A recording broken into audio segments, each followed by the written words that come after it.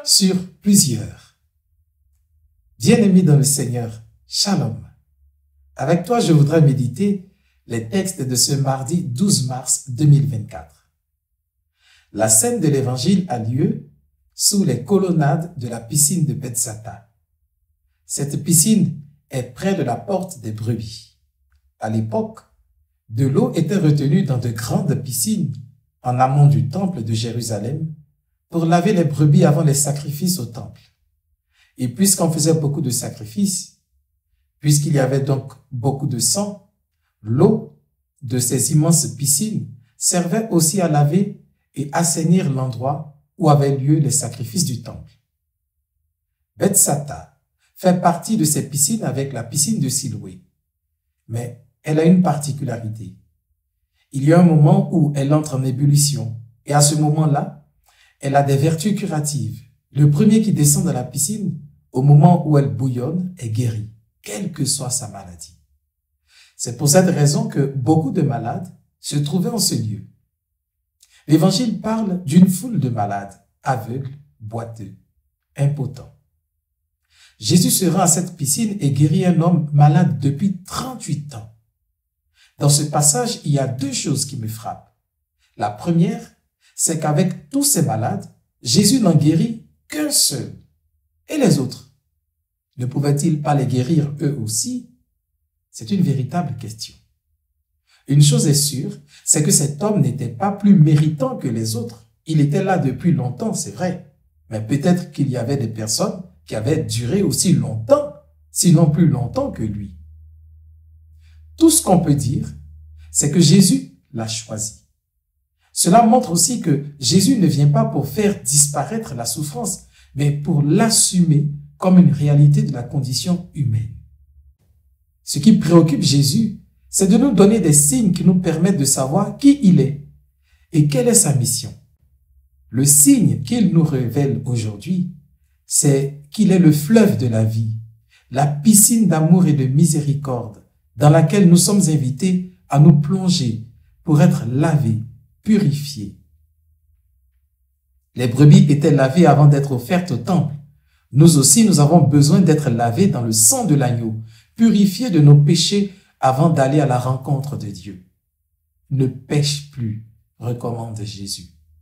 C'est le signe de la renonciation au péché, renonciation qui nous rappelle notre baptême. Car le prêtre nous interroge au moment du baptême. Renoncez-vous à Satan? Renoncez-vous à toutes ces séductions? Renoncez-vous au péché? Nous revivons encore ce temps de renonciation durant la nuit pascale.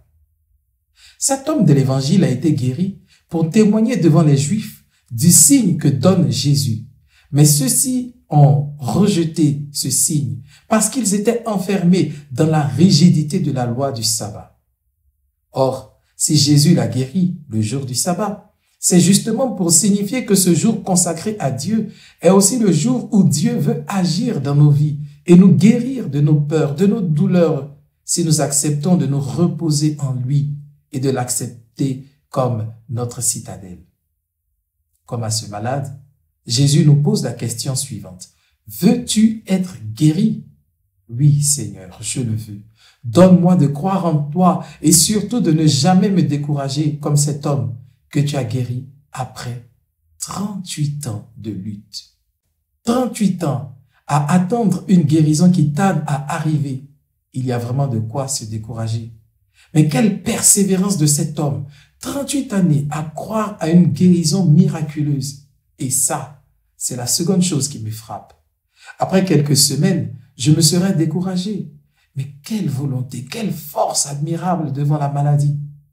Seigneur, donne-moi la même détermination face aux situations d'échec. Et même si je n'ai personne pour me porter et me soutenir, je sais que je t'ai, toi. Tu me donneras la force de me lever et d'affronter les difficultés de la vie. Au départ, l'homme ne savait pas qu'il avait guéri. Il l'a su après. Donne-moi, Seigneur, de te reconnaître dans chaque victoire que tu me permettras d'obtenir contre la maladie, contre le deuil, contre les persécutions et les humiliations, contre la peur et le doute qui me paralysent, contre ma colère. Tu es avec moi dans toutes les situations de la vie. Tu es ma citadelle, le dernier bastion de mon cœur. Tu es imprenable parce que l'ennemi n'a aucune emprise sur toi. Avec toi, je sais que je suis victorieux. Protège ma vie, ainsi que celle de mes proches. Protège le pays dans lequel je vis. Protège ceux qui me protègent. Toi, l'eau vive, assainis, irrigue et rend fécond mon cœur, afin qu'en ton nom, je donne du fruit en abondance et que je sois le signe de ta présence au milieu du monde. Amen.